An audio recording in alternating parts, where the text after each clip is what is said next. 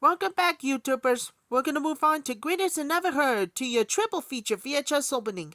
This is gonna be 170. Has requested by B.C.Video, Dan Openings, and TheLogosRock.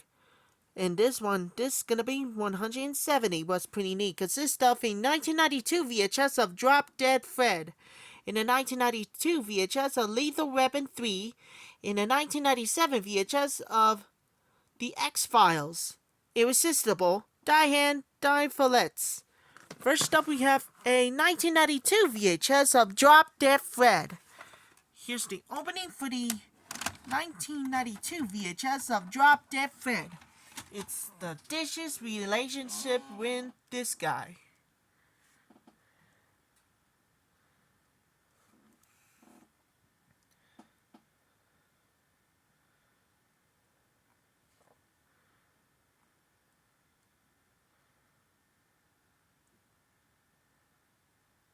Coming soon on Videocassette. Ramon Morales just crashed in the Gulf. People die in the drug war all the time, Chappie. This final shipment should be worth another $50 million. Their mission, unofficial. We divide into pairs, striking wingmen. The party's over.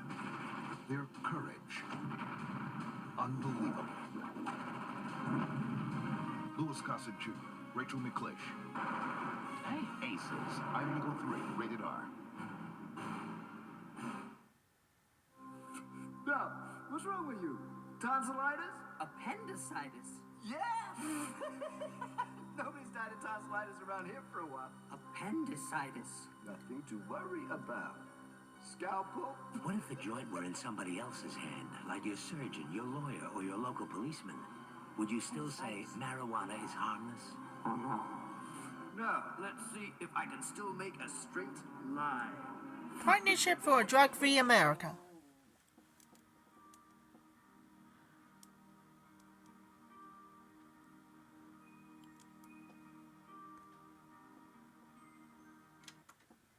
That was the opening too with Drop Dead Fred. This guy's breaks everything. Another movie, we have to move on. Next up, we have a 1992 VHS of Lethal Weapon 3. Before we do, trying to make a tripod, in 1992 releases. Rene Russo stars in Yours, Mine, and Ours. In this one as well. The Los Angeles again, it must be your greatest of 1992 views. Here's the opening for the 1992 VHS of Lethal Weapon 3.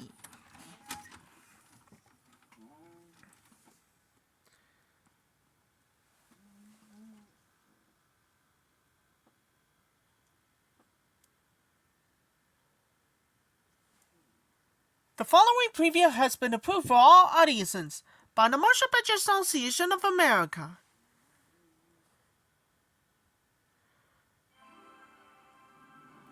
Daniel McCormick loved living on the edge.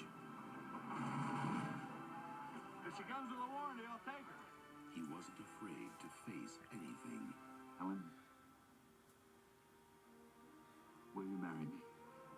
Except the woman he loved. I couldn't get the words past my throat. But when he thought fate had taken her away, Harry, I can't watch Helen die. I want to sleep for a year. he took the chance of a lifetime. Free's a human being. He never imagined where it would take him. It's cold. You think he's dead? So what you're telling me is that he was lost, misplaced for 50 years. Mom, I'm not making this up. So you fellas do this a lot? Mess with classified military experiments? No, sir. This is the first time. It's called television. What the heck happened in the last 50 years? The FBI is on their way. Something's going on here. Helen was in an accident. She's alive. Mel Gibson, It's a matter of life and death. forever young. coming soon to a theater near you.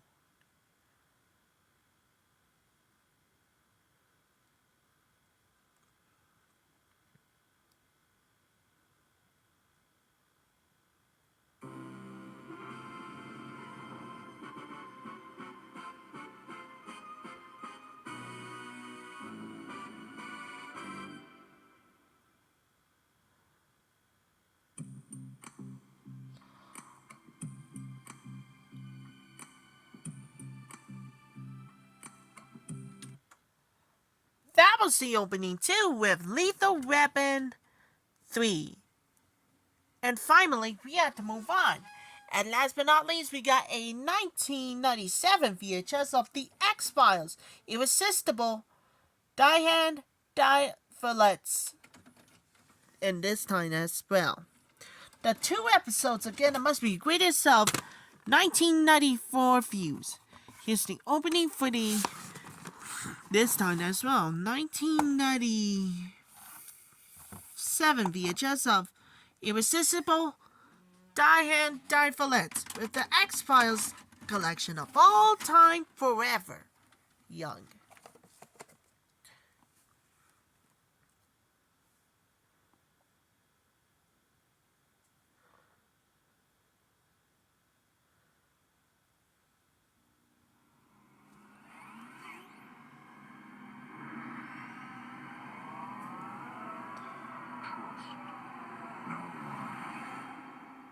Enter the world of the X-Files. X-Files Interactive. The conspiracy continues this fall for Windows and Macintosh CD-ROM. Only from Fox Interactive.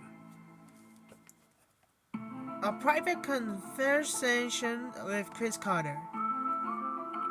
Irresistible.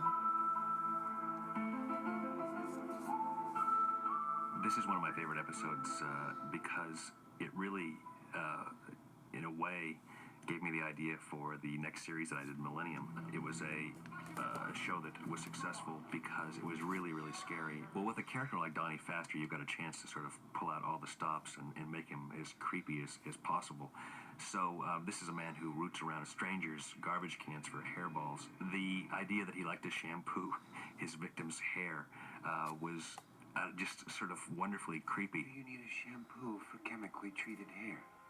It oozed a kind of creepy arrogance. There are reports of people who had been in the power of Jeffrey Dahmer who actually claimed that he shapeshifted during those hours when they were held hostage, that his image actually changed, and I think that was a really frightening thought. The question of the existence of evil is an important part of the story, and it had the face of evil, which is what Scully's subjective points of view represented. You'll see in the episode several faces that are a sort of amalgam of her idea of evil, and that's really what helped to inform this episode and this character as I was writing it, and it ended up being a nice visual as well. When I handed the script in, it was really for a necrophiliac episode. Donnie Pfaster was a person who had a certain sexual desire to do whatever he was doing to these corpses. And that just didn't fly. You cannot do the combination of sex and death on network television. They just won't allow it. So I sort of changed what Donnie Pfaster was. I called him a death fetishist. And all of the sexual content was implied or understood by the audience. One of my favorite scenes is when Scully gets out of the clutches of Donnie Pfaster, saves herself, but Mulder is there to witness this. And for all her attempts not to show him her fear, she finally breaks down and shows it to him, and it's a very touching moment for the characters. He holds her tenderly, and they really have had very little physical contact until this time. Die Verletzt. This is one of those wonderful episodes that starts out almost comedically. It's got some very funny bits in it with the PTA, in this case called the PTC, sang a satanic chant at the beginning of the episode, and the episode begins with some funny stuff too. Mulder, toads just fell from the sky.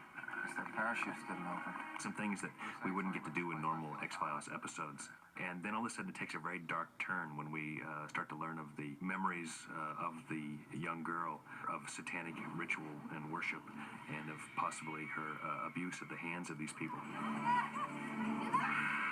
When you work with animals of any kind, you have to go to great lengths to keep them safe from harm, and the ASPCA is very strict about these things. And so we had set out originally to What drop the these frogs? toads which rain on Mulder and Scully from the sky, which were supposed to be fake toads, ended up being real ones because the fake ones looked so bad and actually didn't hop away on command. So we had to drop them from a very shallow height onto those umbrellas, and all the toads lived and went off to on their merry way.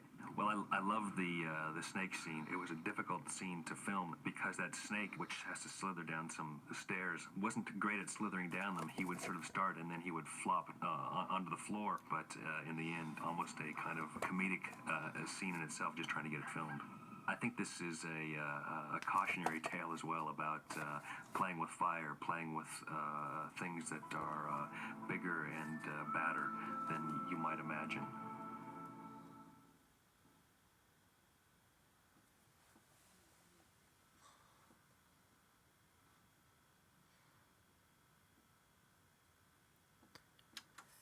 That was the opening too with the X-Files. The only last one of you. There are great things in the first time ever, including 2 episodes like Irresistible and Die Verletzt. In this one, find us and be sure to join us to your triple feature VHS opening. This is gonna be 171. This time is the battle time forever. Now it's time to gonna more dedicate for everybody with Carrie. And this one as well. This one as well for Nobody Takes Me Seriously Forever, Phoebe, and this one as well, Potter, Peter, and Forever. Gonna more shoutouts for stay tuned for famous and family entertainment. And I'll come back see you later to your triple feature VHS opening.